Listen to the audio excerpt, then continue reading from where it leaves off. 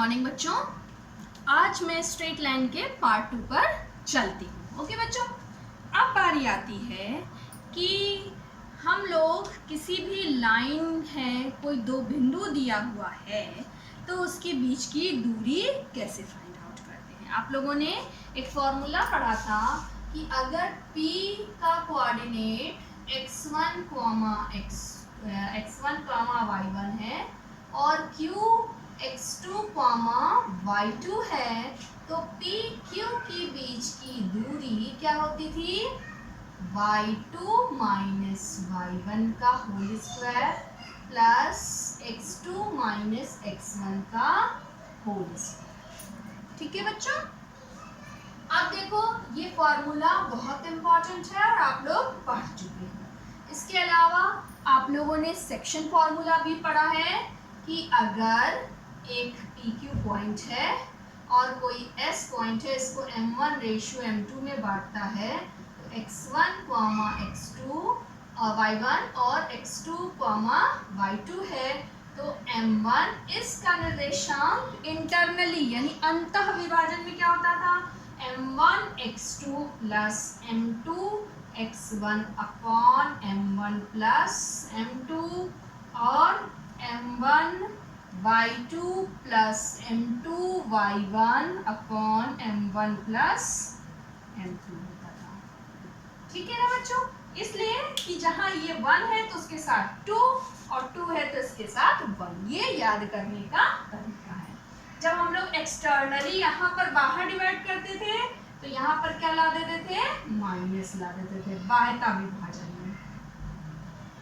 ठीक है ना, ये आप लोग 9th क्लास में पढ़ चुके हो, 10th क्लास में भी पढ़ा है, 9, 10 दोनों में पढ़ा है। ठीक है, अब देखो बच्चों, मूल बिंदु का मध्य बिंदु का कैसे निकालते थे? मध्य बिंदु ये आधा आधा डिवाइड करता था तो मध्य बिंदु के निर्देशांक क्या हो जाते थे आपके? मध्य बिंदु के निर्देशांक, मध्य बिंदु क्या होता था? यानी mid point x1 plus x2 by 2 into y1 plus y2 by 2, इसी में रख लो प्लस में, यानी इसको 1 रेशियो 1 में बांटा तो क्या हो गया यहाँ पर? m1 भी 1 m2 भी 1 तो x2 प्लस x1 अपॉन 2 और y2 प्लस y1 अपॉन 2 हो जाएगा। तो ये इसका निर्देशांक हो जाता था। तो आप लोगों ने ये पढ़ चुका है। अब हम लोग इसके आगे की बात करते हैं कि अगर, क्योंकि हमारा चैप्टर है सरल रेखा, आप लोग लिख लीजिए इसको, सरल रेखा। सरल रेखा का मतलब क्या होता है? स्ट्रेट लाइन, यानी दो बिंदु दिए हैं तो सरल रेखा किस तरीके से है, वो कहाँ पर सिचुएटेड है, इसके बारे में अब हमें जानकारी लेनी होगी। ठीक है बच्चों, अब देखो कि अगर हमारे पास कोई भी स्ट्रेट लाइन है तो उसका झुकाव होगा एक्सिस से, यानी कोऑर्डिनेट एक्सिस से उसका झुकाव होगा। मान लो ये है हमारी सरल रेखा, ये मान लो थीटा है तो इसका झुकाव tan थीटा होता है। एक चीज ये याद रखना, हमेशा जो एंगल मेजर करते हैं वो हमेशा x की पॉजिटिव डायरेक्शन से ही मेजर करते हैं। अगर आपके पास नहीं है तो आप उसको 180 से सब्सट्रैक्ट करेंगे, तब आपके पास ये x एक्सिस के पॉजिटिव डायरेक्शन से लेने पर आपका स्लोप फाइंड आउट हो जाएगा।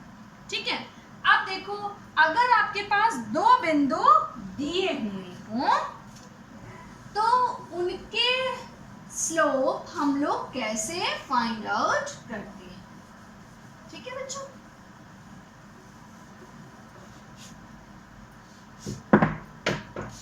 जैसे ये आपकी हो गई कोऑर्डिनेट एक्सिस। ठीक, अब आपके पास एक स्ट्रेट लाइन होगी, मान लीजिए ये है आपकी स्ट्रेट लाइन।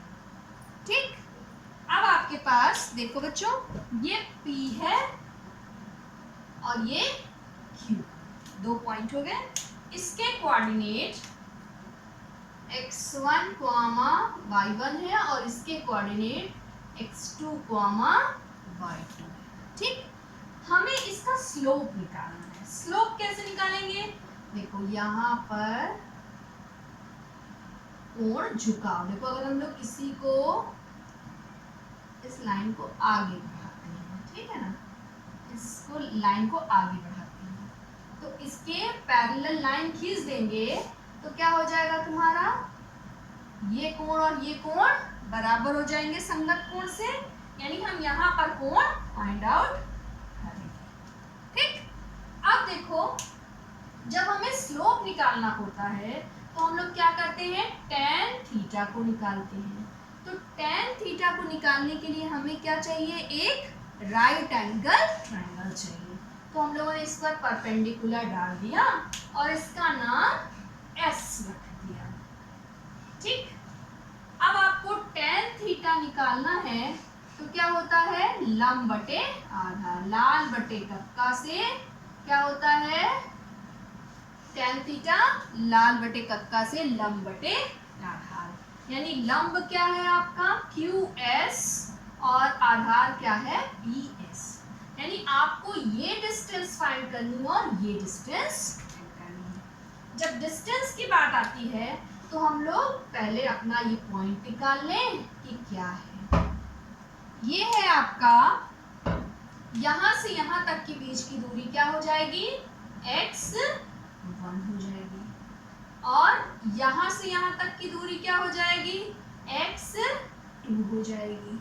ठीक है, अब हमें इतनी दूरी, देखो यही दूरी यहाँ पर बैलेंस्ड है, ठीक है, रेक्टेंगल बना रही है, तो ये दूरी कैसे निकलेगी आपकी, x2 माइनस x1। इस पूरे में से इस छोटे हिस्से को सब्सट्रैक्ट कर देंगे तो क्या हो जाएगी, x2 माइनस x1, यानी ये आपकी क्या हो जाएगी, x2 माइनस x1 हो जाएगी। ठीक है, अब बारी आती इसकी। अब देखो यहाँ से यहाँ तक की डिस्टेंस कितनी है, यहाँ से यहाँ तक की डिस्टेंस कितनी है, y2 है, और इतनी डिस्टेंस क्या है यहाँ से यहाँ तक की, y1 है। तो हमें तो केवल इतने हिस्से की चाहिए, तो ये क्या बन जाएगी आपकी, y2 माइनस y1 बन जाएगी।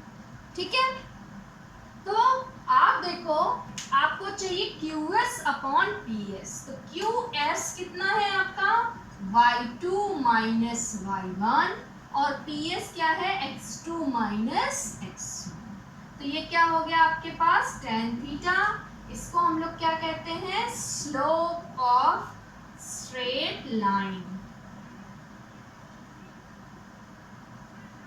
ठीक है ना, स्लोप ऑफ स्ट्रेट लाइन, यानी किसी भी रेखा की हमें स्लोप निकालनी है और दो बिंदु दिए हुए हैं तो उससे हम लोग स्लोप कैसे निकाल लेंगे, ये y2 minus y1 upon x2 minus x1 हो जाएगा।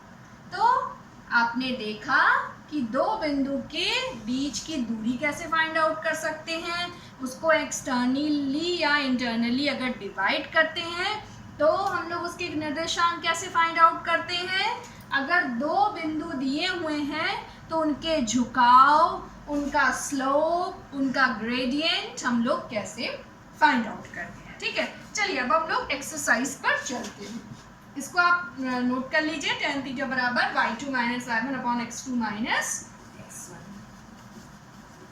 अब आप लोग अपनी एक्सरसाइज 10.1 में सॉल्यूशंस मैंने आपको भेज ही दिया है, थीम मैं समझा रही हूँ, इसको आप समझे, जो दिक्कत आए उसको मुझसे पूछिए। ठीक है ना, अब आ जाते हैं हम लोग एक्सरसाइज 10.1 पर।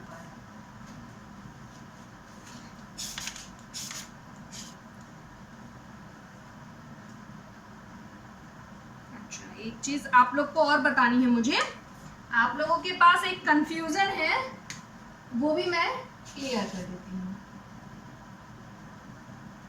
अब देखो, अगर इस x ये है x डैश है, ये y है और ये y डैश है, अगर कोई बिंदु यानी कोई point is situated on x axis, ठीक है, यहाँ पर सिचुएटेड है, तो इसका कोऑर्डिनेट क्या होगा। अब मान लो तुम्हें यहाँ इस ओरिजिन से चलना है और कहाँ तक पहुँचना है, यहीं तक पहुँचना है, ऊपर तुम्हें चलना ही नहीं है। मान लो यहाँ से यहाँ तक दूरी तुमने ए तय करी, ए तय करने के बाद अब ऊपर तो कुछ नहीं चलना है, तो a, 0 हो जाएगा। तो ये याद रखना कि जब भी कोई बिंदु x पर हो तो उसका y कोऑर्डिनेट माइनस हो जाएगा। सिमिलरली अगर हमारे पास कोई पॉइंट मान लो y यहाँ P है तो इसका कोऑर्डिनेट क्या होगा, तो यहाँ से पहले x डायरेक्शन में कितना चली, यहाँ इधर तो चलना नहीं है आपको, तो इसका पहला कोऑर्डिनेट क्या हो जाएगा, 0 हो जाएगा। फिर मान लो ये डिस्टेंस चली b, तो 0, b। तो आपने एक ये नोट देखा कि x अक्ष पर कोई बिंदु अगर स्थित है यानी कोई बिंदु सिचुएटेड है तो उसका y कोऑर्डिनेट 0 होगा, और अगर कोई बिंदु y अक्ष पर है तो उसका x कोऑर्डिनेट 0 होगा। ठीक है बच्चों, तो इस पैटर्न को बिल्कुल क्लियर रखिएगा तो आपको दिक्कत नहीं होगी। चलिए हम लोग क्वेश्चंस पर आते हैं। इसमें आपका एंगल बिटवीन सब आपने पढ़ा है तो कोई दिक्कत नहीं है। आपका पहला क्वेश्चन है 10.1 का, ड्रॉ अ क्वाड्रिलेटरल। उसका हिंदी में भी मैं वर्जन कर देती हूँ।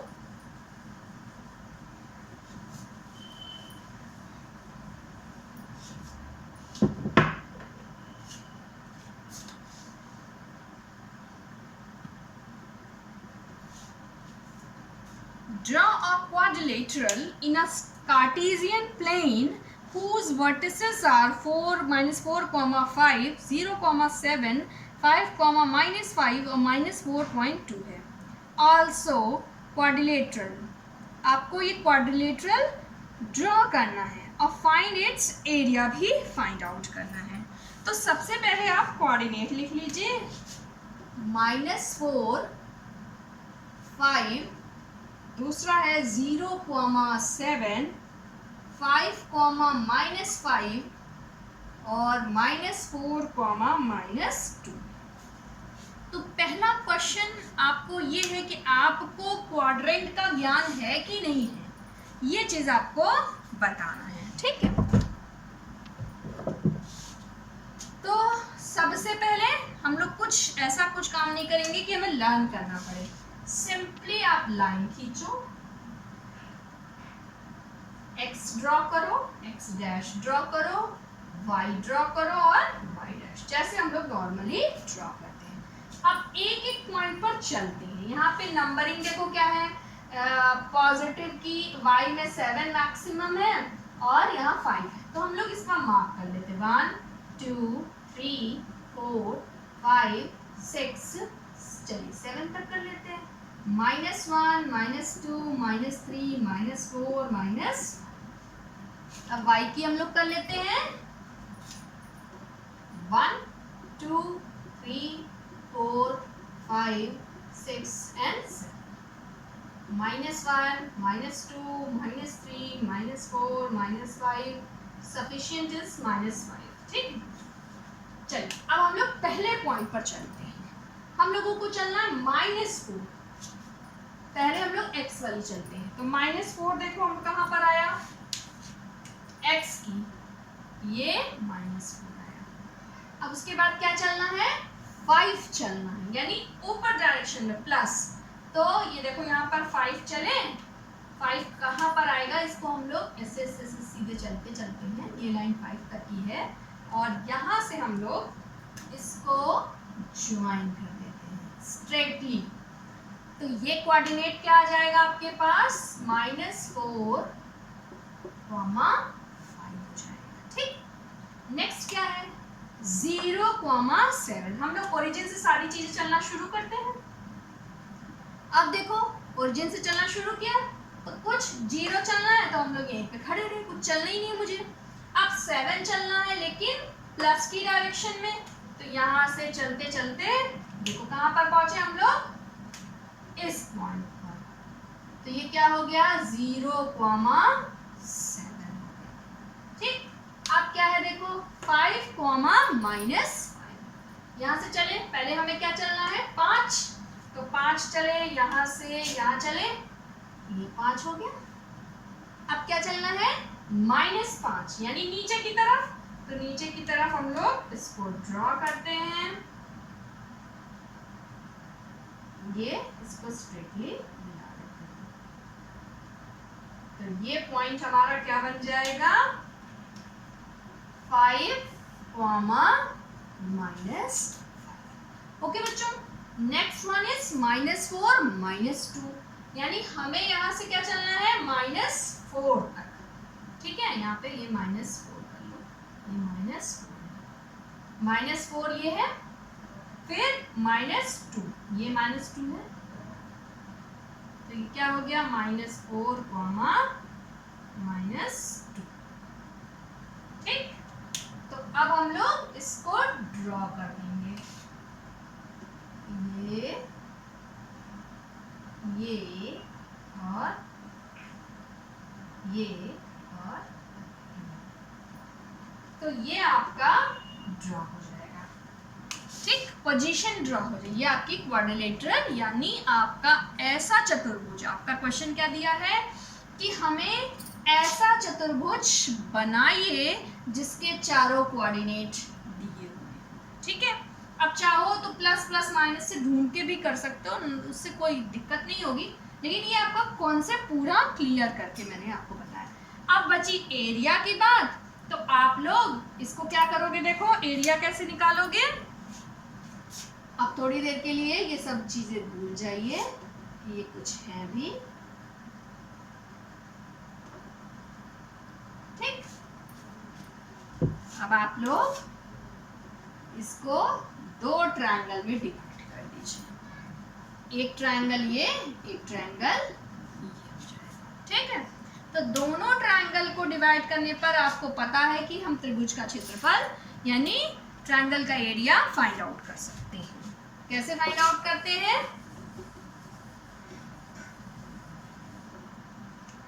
इसके 2 तरीके आप लोगों ने पढ़े होंगे, मैं सिंपलेस्ट मेथड आपको बता दे रही हूँ। x1 y1 x2 y2 x3 y3 और x1 एंड y1, 3 बिंदु होते थे तो क्रॉस चलते थे ऐसे, x1 y2 minus x2 y1, फिर प्लस इस पर क्रॉस चलते थे x2 y3 minus x3 y2 plus x3 y1 minus x1 y3, और आप लोगों ने फॉर्मूला भी दूसरे तरीके से पढ़ा होगा। ये फॉर्मूला इसलिए डिटरमिनेंट वाला फॉर्मूला इसलिए ज़रूरी है क्योंकि आपका पेंटागन हेक्सागन को निकालने के लिए भी सुविधाजनक होता है, इसलिए आप इस चीज़ को याद रखें। ये आपने 10th में पढ़ा होगा। तो इसका एरिया निकाल लेना और इसका एरिया निकाल लेना, दोनों का एरिया निकाल लेना और सम कर देना, तो आपको पूरा क्वाड्रिलेटरल का एरिया पता चल जाएगा, ठीक है। एक्सरसाइज 10.1 आप करेंगे, जो दिक्कत होगी उसे पूछ लीजिएगा। Okay, thank you.